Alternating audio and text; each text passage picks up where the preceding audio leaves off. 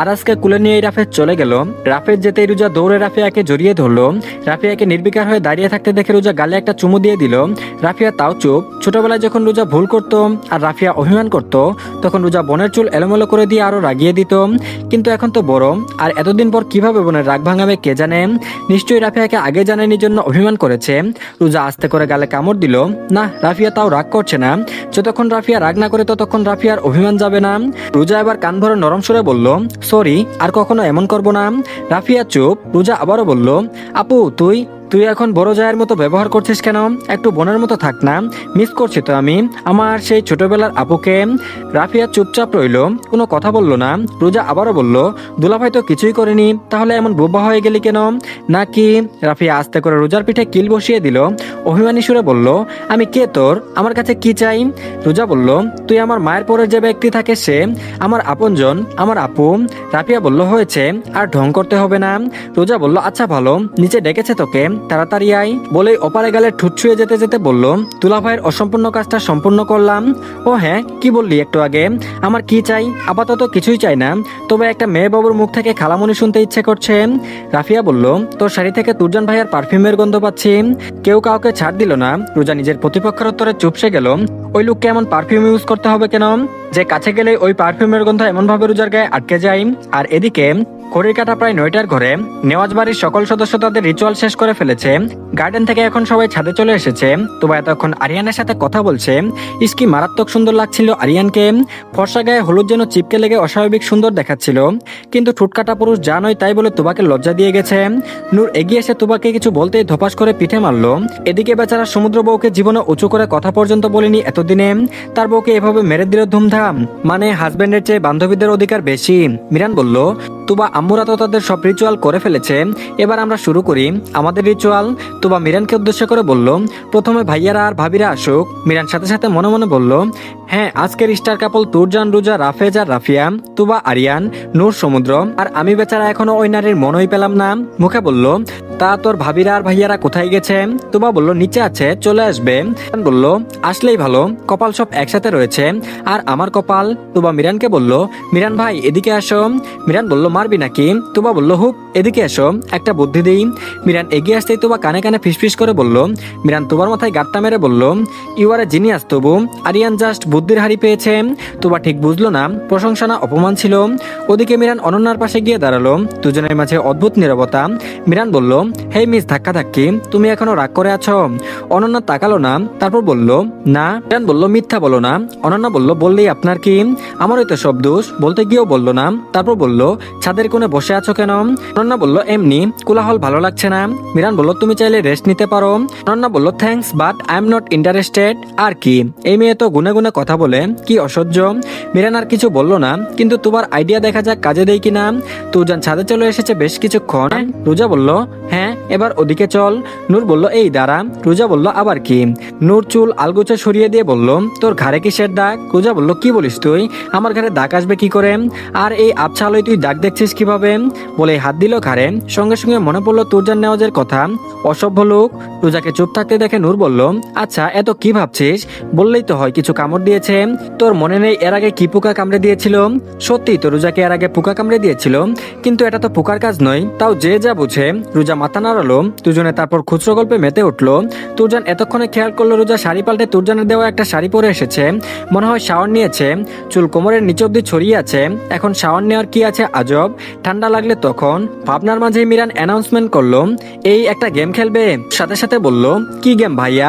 মিরান বলল, arm wrestling. একদিকে ছেলেরা, অন্যদিকে মেয়েরা। যার গ্রুপ হেরে যাবে তাকে একটা গান গাইতে হবে। তবে রুলস অনুযায়ী দুইটা গ্রুপ থেকে একজন একজন করে যাবে। চারিদিকে আবারও উৎসাহ। সবাই ইয়েস বলে চিৎকার করে উঠলো। ছেলেরা একে একে হাত এগোচ্ছে। সমুদ্র আর নূর প্রথমে গেল। একেবারে সিরিয়াস হয়ে গেছে নূর মনে হচ্ছে। কি আর করার, বউয়ের মন রাখতে হাতে হাত দিতে সমুদ্র জিতিয়ে দিল, ফলস্বরূপ গান গাইতে হলো। ঠিক তখন ওই মিরান চোখ টিপে তুবার দিকে তাকিয়ে বলল, এবার স্পেশাল ম্যাচ, তুরজান ভাইয়া বনাম রোজা। সবাই ও বলে চিৎকার দিয়ে উঠলো। তুরজান আগেই বলে দিয়েছিল এসব উদ্ভট খেলায় ও নেই, তাতে কি? জনতাকে উস্কে দিল। প্রতিপক্ষের আর কিছুই করতে হয় না, যা করার জনগণই করে দেয়। তুরজানের ক্ষেত্রেও তাই হলো। তাই পকেটে ফোন রেখে অগত্যা এসে বসলো সামনের চেয়ারে। রোজা তুরজানকে বসতে দেখে সাথে সাথে বলল, না না আমি পারবো না। তুরজান ঠোঁটের কোণে হাসি এনে বলল, ভয় পাচ্ছিস? রোজা চোখ কুচকে বলল, আমি আর ভয়? তুরজান বলল, ওকে দেখা যাবে। দুজন মুখোমুখি বসলো। রোজা হাত রাখতেই তুরজান তার হাতটা ধরলো গরম, শক্ত আর দৃঢ়। রোজার বুক ধক করে উঠলো একবার। মিরান বলল, 3, 2, 1 স্টার্ট। শুরুতে রোজা জোরে চাপ দিল, কিন্তু তুরজান একটুও নড়ল না, বরং একটু একটু ঝুঁকে ফিসফিস করে বলল, এটুকু জোরে আমাকে হারাবি? রোজা দাঁত চেপে বলল, দেখবেন। তুরজান ইচ্ছে করে একটু চাপ বাড়ালো। রোজার হাত ধীরে ধীরে নিচে নামাতে লাগলো। সবাই চিৎকার করছে, তুরজান ভাই জিতবে। রোজার চোখে জেদ চেপে গেল। তারপর বলল, না আমি হারবো না। তুরজান হালকা হেসে আবারও বলল, যা তোকে জিতিয়ে দিব, কিন্তু হারলে আমাকে কি দিবি? রোজা এক ঝলক তাকালো, তারপর বলল, আগে আপনি জিতে দেখান। তুরজান বলল, ডিল। রোজা বলল, ডিল। কিছু সেকেন্ড টান টান লড়াই। তারপর হঠাৎ তুরজানের হাতে একটু ঢিলে হয়ে গেল। রোজা সুযোগটা নিয়ে জোরে চাপ দিল ধপাধপ। তুরজানের হাত টেবিলে লেগে গেল। তারপর সবাই চিৎকার দিয়ে বলল, রোজা জিতেছে। চারিদিকে চিৎকার, হাততালি দিচ্ছে উপস্থিত মেয়েরা। রোজা হাঁপাতে হাঁপাতে উঠে দাঁড়ালো। তারপর বলল, দেখলেন আমি জিতেছি? তুরজান ধীরে হাত ঘষতে ঘষতে বলল, তার চোখে সেই চেনা দুষ্টু হাসি। রোজা ভ্রু তুলে তুরজানের সামনে এসে বলল, আপনি ইচ্ছে করে হারলেন তাই না? তুরজান একটু ঝুঁকে কানের কাছে বলল, সবার সামনে বলবো? রোজার গাল লাল হয়ে গেল। তারপর বলল, মানে? তুরজান বলল, মানে বউ আমাকে ঘুষ দিতে চেয়ে জিতেছে। রোজা ঠোঁট কামড়ে হাসি চেপে রাখলো। তারপর বলল, সে যেভাবে জিতি না কেন, জিতেছি তো আমি। তুরজান বলল, তো? রোজা বলল, তাহলে আমার জেতার প্রাইজ? তুরজান চোখে চোখ রেখে বলল, ডিল হয়েছে, তোকে জিতিয়ে দিলে আমি যা চাইবো তাই পাবো। তাহলে তুই কি পাবি? রোজা বলল, কিছু না, পরে বুঝে নেব। এখন হেরে যাওয়ার সেলিব্রেশন করুন, ছটপট গান গেয়ে ফেলুন। তাই হলো। রুলস হিসেবে মিরান তুরজানের হাতে গিটার তুলে দিল। তুরজান আগে গিটার বাজাতো, এখন অতটা পারফেক্টলি না হলেও পুরনো অভ্যাসটা এখনো আছে। গিটারের সুর তুলে গেয়ে উঠলো, মেঘের খামে আজ তোমার নামে পুরো চিঠি পাঠিয়ে দিলাম, পরে নিও তুমি, মিলিয়ে নিও, খুব যত্নে তা লিখেছিলাম। গানটা শেষ হতেই কয়েক সেকেন্ডের জন্য পুরো ছাদটা নিস্তব্ধ হয়ে গেল। কেউ হাততালি দিতে ভুলে গেল, কেউ হাসতে ভুলে গেল, যেন সবাই একসাথে কোনো অদৃশ্য অনুভূতির ভেতর ঢুকে গেছে। তুরজান যে এত সুন্দর গাইতে পারে তা কারোরই বোধগম্য নয়। রকস্টারের মতো কণ্ঠ যেন একদম পাকাপুক্ত। তারপর হঠাৎ ও চারিদিকে কেঁপে উঠলো হাততালি আর চিৎকারে। নূর দুই হাত তুলে রোজার দিকে তাকিয়ে বলল, এটা গান ছিল না বুঝলি, ওইটা সরাসরি লাভ লেটার ছিল। মিরান গিটারটা তুরজানের হাত থেকে নিয়ে বলল, তুমি তো গেম হেরে না, আমাদের হারিয়ে দিলে। তোমার কণ্ঠ কিন্তু আগের থেকেও সুন্দর হয়ে গেছে। তোমার ঠোঁট কামড়ে রোজার দিকে তাকিয়ে ফিসফিস করে বলল, এইসব গানের পরও যদি কেউ বলে কিছু না, তাহলে আমি মানি না। সবাই আবার হেসে উঠল। রোজা একদম চুপ, তার বুকের ভেতরটা অদ্ভুতভাবে ধুকপুক করছে। তুরজানের গলার প্রতিটা শব্দ যেন এখনো কানে বাজছে। আর লাস্ট কথাটা, উফ কতটা তোমায় ভালোবাসি, ওই লাইনটা যেন সরাসরি তার ভেতরে গিয়ে বসেছে। তুরজান ধীরে ধীরে উঠে দাঁড়ালো, চোখ একবারও সরালো না রোজার দিক থেকে। চারপাশে এত মানুষ, তবুও সেই দৃষ্টি একদম একান্ত, একদম নিজের। রোজা আর দাঁড়িয়ে থাকতে পারলো না, ধীরে ধীরে সরে গেল ভিড় থেকে। সবাই ক্লান্ত হয়ে গেছে, যার যার মতো নিচে নেমে গেল। রোজা যেহেতু এখানে থেকে আগেই চলে গেছে, তুরজান ভাবলো রোজা রুমে চলে গেছে, কিন্তু থমকালো ছাদের কর্নারে নিজের প্রিয় রমণীকে দেখে। রোজা ছাদের এক কোণায় দাঁড়িয়ে আছে, সেখানে আলো একটু কম আর বাতাসটা একটু বেশি। কিছুক্ষণ পর পেছনে কারো উপস্থিতি টের পেল। তারপর বলল, এভাবে পালিয়ে আসলি কেন? আমি অতটাও খারাপ গাইনি। রোজা তাকালো না, ওভাবে থেকেই উত্তর দিল, পালাইনি। তুরজান বলল, তাহলে? রোজা বলল, শুনছিলাম। তুরজান বলল, কি শুনছিলি? রোজা বলল, আপনার গান। তুরজান বলল, আর কি? রোজা বলল, পরে বলবো। বলতেই তুরজান রোজাকে কুলে তুলে নিল। ছাদের কার্নিশে দাঁড়িয়ে বলল, আর ধৈর্য ধরতে পারছি না। রোজা বলল, আমি বলবো না। তুরজান বলল, ফেলে দেবো কিন্তু। রোজা বলল, ওকে ফেলুন। পর তুরজানের বুকে মুখ গুজে বলল, দেখুন এভাবে আমি মরতেও রাজি। তুরজান বুঝলো এই মেয়ে দুর্বলতা বুঝে গেছে, তাই আলগুছে নামিয়ে দিয়ে রোজাকে রুমে আসতে বলে নিজের রুমের উদ্দেশ্যে হাঁটা ধরলো। তুরজান যেতে রোজা হেসে ফেললো, বিড়বিড় করে বলল, তুমি যদি পথ হও আমি তোমার ছায়া, চোখ বুঝলেই তুমি আমার সব মায়া। তুমি যদি হারাও ভেঙে যাব আমি, তুমি ছাড়া এই জীবন অসম্পূর্ণ আমি। তবে রোজার আবার পিছনে ফিরতেই অনুভব করলো যেন শূন্য ভেসে আছে। কে এভাবে শূন্য তুললো? তবে মস্তিষ্ক বলে দিল তীব্র পারফিউমের ঘ্রাণের কথা। সিঁড়ি দিয়ে প্রতিটা ধাপে ধাপে রাতটা যেন আরো গভীর হয়ে উঠলো। রোজা তুরজানের বাহুতে ভাসছে, আর তার বুকের ভেতরটা কেমন অদ্ভুতভাবে কাঁপছে। তুরজান ঝুঁকে কানে কানে বলল, তুই যদি নিঃশ্বাস হস আমি তোর বুকের ভেতরকার নীরবতা, তুই যদি স্বপ্ন হস আমি তোর না বলা প্রতিটা বেকুলতা। রোজা চোখ বন্ধ করলো, ঠোঁটের কোণে হালকা হাসি রেখে বলল, তুমি যদি রাত হও আমি তোমার জোনাকির আলো, হারিয়ে গেলেও খুঁজে নেব, তোমার পথেই আমার ভালো। তুরজান থামলো এক পলক, চোখ রেখে দিল রোজার চোখে। মনে হলো সময়টা যেন দাঁড়িয়ে আছে তাদের দুজনকে ঘিরে। সে ধীরে বলল, তুই যদি আকাশ হস আমি তোর মেঘের বেলা, ছড়ালেও ছাড়বো না, ধরে রাখবো সারা বেলা, আমার হৃদয় গহনের আকাশ প্রিয়া। রোজা আলতো করে মাথা রাখলো তার বুকে। হৃদস্পন্দন শুনতে শুনতে ফিসফিস করে উঠল, তুমি যদি সুর হও আমি তোমার গানের কথা, নৈশব্দে গধূলিতেও বাজবে আমাদের ভালোবাসার ব্যথা। আর এদিকে বিয়ের আনুষ্ঠানিকতা শেষ হয়ে গেছে একটু আগে। তুবা আজ থেকে মিসেস আরিয়ান মির্জা। তুবার চোখের পানি যেন বাদ মানছে না। মানবেই কিভাবে? একটা মেয়ে যেখানে ছোট থেকে বেড়ে ওঠে, সেখানে তার শৈশব কৈশোর পার করে ফেলে, সেখানে থেকে এভাবে যাওয়াটা কতটা বেদনাদায়ক তা কেবল ওই নারীই জানে। রাফিয়া নূর এখনো তুবাকে শান্ত করার চেষ্টায় আছে, কিন্তু বেপুরা অমনের তুবা কিছুতেই বুঝতে পারছে না। এদিকে রোজা আর তুরজান বিয়ে সম্পূর্ণ হয়েছে। পাশাপাশি সোফায় বসে আছে দুজন। রোজা কবুল বলার সময় যখন কাঁপছিল, তখন তুরজান নিজের হাতে রোজার হাত আঁকড়ে ধরেছিল। তো বিশ্বাসের জুড়ে এখন রোজা স্বাভাবিক অবস্থায় আছে। রোজা তুরজানের দিকে তাকাতেই দেখলো সে তার দিকেই তাকিয়ে আছে। এভাবে তাকানোর কি আছে? আজব।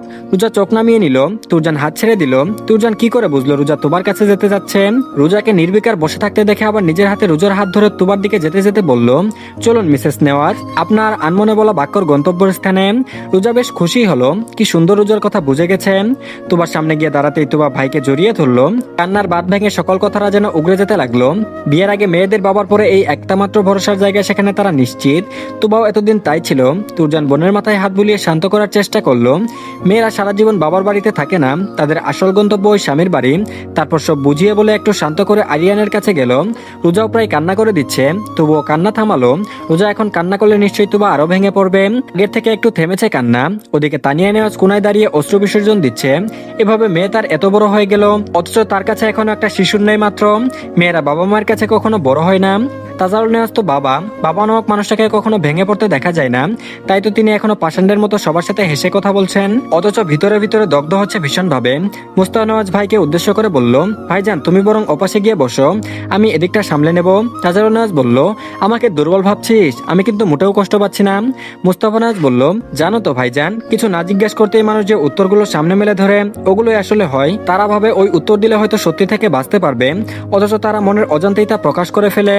দুই ভাইয়ের কথোপকথনের মধ্যে রেহানা নেওয়াজ বলল, ভাইজান তুবার শ্বশুর বাড়ি থেকে তারা দিচ্ছে, তাছাড়া সন্ধ্যাও ঘনিয়ে এসেছে, নিয়ম অনুযায়ী বিদায়ের পালাম। তাজারুল নেওয়াজ নিজেকে সামলে নিয়ে বলল, আচ্ছা যাও, আমি আসছি। আর এদিকে রাহলা নেওয়াজ তুবার পাশে বসে বোঝাতে লাগলো শ্বশুর বাড়িতে কিভাবে সবার সাথে মিলেমিশে চলতে হবে, কিভাবে সবাইকে আপন করতে হবে। রোজা তার পাশে বসে আছে, রাফিয়া নূর অনন্যাও বসে আছে। হঠাৎ মিরান রোজাকে উদ্দেশ্য করে বলল, বনু। রোজা বলল, হুম। মিরান বলল, তোর কি একটু দয়া মায়া নেই? রোজা বলল, কেন ভাইয়া, আমি কি করলাম? মিরান বলল, শ্বশুর বাড়ি যাচ্ছিস, অথচ আমাকে জড়িয়ে ধরে একটু কান্নাকাটি করলি না, কেমন পাশান তুই? রোজা উঠে মিরানের কাছে যাওয়ার আগেই হাত উঁচিয়ে বলল, এই থাম, আমার নতুন পাঞ্জাবি নষ্ট করার দরকার নেই। বলে নিজে রোজাকে জড়িয়ে নিল। এই তো বোন, যে বোনের আশা পূরণ করে এসেছে এতদিন। মিরানের জীবনের সবচেয়ে খুশির দিন যে তার বোন তাদের বাড়িতে থাকবে। তারপর তুবাকে এনে দুই বোনকে আলিঙ্গন করে রাফিকে উদ্দেশ্য করে বলল, দেখো ভাবি, আমার বোনরা আমাকে রেখে বিয়ে করে নিল, আমার যত কষ্ট। বলতেই তুবা মিরানের পাঞ্জাবি রুমাল হিসেবে ব্যবহার করলো। মিরান তুবার দিকে ভ্রুকুচকে বলল, আরিয়ানের থেকে হিসাব বুঝে নেব। আর এদিকে একে একে বিদায়ের পালা চলেই আসলো। তুবা কান্নাকাটি করে নিজের বেহাল দশা বানিয়ে ফেলেছে। পরিবারের সবার থেকে বিদায় নিয়ে গাড়িতে বসানো হয়েছে তাকে। এখনো গাড়ি জানালা দিয়ে চেয়ে চেয়ে দেখছে প্রিয় মুখগুলো। আরিয়ানও সবার থেকে বিদায় নিয়ে গাড়িতে বসলো। তুরজান বারবার বলে দিয়েছে সে নাকি নেওয়াজ বাড়ির যান নিয়ে যাচ্ছে, তার যথাযথ খেয়াল রাখতে। বাবারে, যে ভাই বিয়ের দিন ওই বোনের জন্য বোনের হাজবেন্ডকে এই হারে ইনডাইরেক্টলি হুমকি দেয়, সে না জানি ভবিষ্যতে কি করতে পারে। সন্ধ্যা হয়ে যাওয়ার সব রীতি তাড়াতাড়ি শেষ করে দেওয়া হয়েছে। মির্জা বাড়ি নেওয়াজ বাড়ি থেকে অধিক দূরত্ব হওয়ার আগেই বেরোতে হচ্ছে, তাই যেতে যেতে প্রায় 12টা বাজবে। আরিয়ানের বাবা তাজারুল নেওয়াজের থেকে বিদায় নিলেন। তারা এক খাঁটি সম্পর্ক থেকে অন্য আরেকটা পারিবারিক সম্পর্কে গেলেন, বন্ধু থেকে ব্যয় সম্পর্ক। সবশেষে বিদায় নিয়ে মির্জা বাড়ির গাড়িগুলো ছুটে গেল তার গন্তব্যে। বিদায়ের পালা শেষে অনেক অতিথি তার গন্তব্যে ছুটলেন। বাড়িতে এখন কেবল নেওয়াজ পরিবার আছেন। সারাদিন ভীষণ খাটুনির পর সবাই ক্লান্ত, বিশ্রাম নেওয়া প্রয়োজন। সবাই সবাইকে ডেকে বিশ্রামের উদ্দেশ্যে পা বাড়ালো। রোজাকে আগেই বরণ করে নিয়েছেন তানিয়া নেওয়াজ। সবাই গেলেও তানিয়া নেওয়াজ এখনো দাঁড়িয়ে আছেন। রোজাকে দাঁড়িয়ে থাকতে দেখে মাথায় হাত রেখে কপালে চুমু এঁকে বললেন, তাড়াতাড়ি ভিতরে আসতে, তুরজান চলে আসবে। তিনি যেতেই রোজা গেটের ভিতর দিয়ে উকি দিল। লোকটা সেই তখন কল রিসিভ করতে ওদিকে গেল। এখনো আসছে না কেন? তার জন্য রোজার এখনো কত শখ অপূরণীয় থেকে গেল। উকি দেওয়ার মাঝে তুরজান ফোনের দিকে তাকিয়ে সামনে এগিয়ে এলো। রোজার পাশ কাটিয়ে একটু সামনে এগোলো। রোজার এবার অভিমানের পাল্লা দ্বিগুণ হলো। যার জন্য দাঁড়িয়ে আছে সেই তাকে না দেখে ফোন স্ক্রল করতে করতে চলে যাচ্ছে। রোজা কি অদৃশ্য হয়ে আছে যে তাকে দেখা যাচ্ছে না? রোজা অভাবেই দাঁড়িয়ে রইল। পরনের ভারী লেহেঙ্গা আর গয়নার জন্য ভীষণ অস্বস্তি হচ্ছে। এতক্ষণ ধরে এইসব পরে আছে। রোজা নিজের নখ খুঁড়তে খুঁড়তে তুরজানের দিকে তাকাতে চাইলো। হঠাৎ শক্তপোক্ত কোনো বক্ষে বাধা পেল। সামনে স্বয়ং তুরজান নেওয়াজ দাঁড়িয়ে আছে। রোজা হঠাৎ ধাক্কায় পিছপা হওয়ার আগে তুরজান সামলে নিল। ফোন পকেটে রেখে দুহাত কোমরে দিয়ে প্রেয়সীকে আগলে নিল। রোজা কথা বলবে না, তাই অন্য পাশে মুখ ঘুরিয়ে রাখলো। তারপর বলল, মিসেস নেওয়াজ শুনতে পাচ্ছেন? রোজা বলল, না। তুরজান বলল, আমার একান্ত ব্যক্তিগত সুইটনেস রোজা শুনতে পাচ্ছ? রোজা বলল, না, শুনতে পাচ্ছি না। তুরজান আবারও বলল, আমার মেয়ের আম্মু শুনতে পাচ্ছ কি? রোজা বলল, না, সে শুনতে পাচ্ছে না। তুরজান আবার রোজার কানের কাছে মুখ নিয়ে বলল, বউ শুনতে পাচ্ছিস? রোজা অভিমানের মুখ ঘুরিয়ে বলল, সরুন তো, আপনার সাথে আমার কথা নেই। আপনার জন্য আমার কত শখ পূরণ হয়নি। আমি আপনাকে বিয়ে করিনি। তুরজান হেসে বলল, সত্যি? রোজা বলল, আমি আপনাকে 9 বার কবুল বলেছি, সব ফেরত নিয়ে নিলাম। বলেই আবার 9 বার কবুল বলল। রোজা যে কয়বার কবুল বলেছে তুরজান প্রত্যেকবার রোজার সাথে কবুল বলেছে। রোজা অভিমানী কণ্ঠে বলল, ফেরত নিয়ে নিয়েছি কবুল, এইবার আমাকে ছাড়ুন। তুরজান বলল, ফেরত নিতে গিয়ে আরো 9 বার বললি, মানে তুই আমাকে আবারও 3 বার বিয়ে করলি? এত ভালোবাসা রাখবো কই বউ? রোজা তুরজানের কথায় আর কিছুই বলতে পারলো না। মুখটা অন্যদিকে ঘুরিয়ে রাখলেও চোখের কোনো অভিমানের সাথে লুকানো একটা অদ্ভুত নরমতা কাজ করছে। তুরজান সেটা খুব ভালো করেই বুঝতে পারছে। সে ধীরে ধীরে রোজার হাতটা নিজের হাতের মধ্যে নিয়ে নিল। এবার জোর করে না, একদম আলতো করে যেন অনুমতি নিচ্ছে। তুরজান একটু নিচু গলায় বলল, তা শখগুলো কি জানতে পারি? আর আমার জন্য আপনার শখ পূরণ হলো না, এটা জাস্ট মানতে পারছি না। রোজা নাক ফুলিয়ে বলল, আমি আপনার জন্য বিয়ের দিন কারে উঠতে পারলাম না, পুরো শহর ঘুরে দেখা হলো না। তুরজান কথা ঘুরিয়ে বলল, এই ভারী লেহেঙ্গা পরে তুই দাঁড়িয়ে আছিস কেন এখনো? রোজা মুখ না ঘুরিয়ে বলল, কারণ কেউ খেয়ালই করছে না আমাকে। তুরজান 1 সেকেন্ড চুপ করে হালকা হাসলো। তারপর রোজার মুখটা নিজের দিকে ঘুরিয়ে নিল। তারপর বলল, আমি যদি খেয়াল না করি তাহলে এই হাতটা ধরলাম কেন? রোজা কিছু বলল না, শুধু তাকিয়ে রইল। তার চোখে এখনো অভিমান আছে, কিন্তু সেই অভিমানের ভেতরেও কোথায় একটা ভরসা জমে আছে। তুরজান ধীরে বলল, তা এখানে যে একদম চুপচাপ দাঁড়িয়েছিলি কেন? রোজা একটু নড়ে উঠতেই বলল, তাই নাকি? আমাকে দেখেছেন, তাহলে সামনে দিয়ে চলে গেলেন কেন? তুরজান বলল, কারণ আমি ভেবেছিলাম তুই ডাকবি। রোজা বলল, আমি কেন ডাকবো? তুরজান একটু ঝুঁকে বলল, কারণ তুই অভিমান করলেও আরো সুন্দর লাগে। এই কথা শুনে রোজা অবাক হয়ে তাকালো। তারপর বলল, আপনি কি আমাকে রাগাতে চান? তুরজান খুব শান্তভাবে বলল, না, আমি তোকে বোঝাতে চাই। রোজা আবার চোখ নামিয়ে ফেললো। সে আর কিছু বলতে পারছে না, অভিমানটা যেন একটু একটু করে গলে যাচ্ছে। তুরজান আবারও বলল, চলো বউ, ভিতরে যাই, সবাই ক্লান্ত, আর তুমি এভাবে দাঁড়িয়ে থাকলে তোমার পা ব্যথা করবে। রোজা আবার আস্তে করে বলল, আপনি আগে চলে গেলেন কেন? তুরজান একটু থামলো। তারপর বলল, আমি ফোনে একটা জরুরি কল পেয়েছিলাম, কিন্তু ভুল করেছি, তোমাকে না বলে চলে যাওয়াটা ঠিক হয়নি, সরি। রোজা এবার হালকা গলায় বলল, ভুল তো করলে নই, সরি লাগবে না। তুরজান একটু হেসে বলল, তাহলে শাস্তি কি হবে? রোজা একটু ভেবে বলল, আজকে আমার শখ পূরণ করবেন। তুরজান মাথা নেড়ে বলল, ঠিক আছে, শখ কি? ঘুরতে যাওয়া।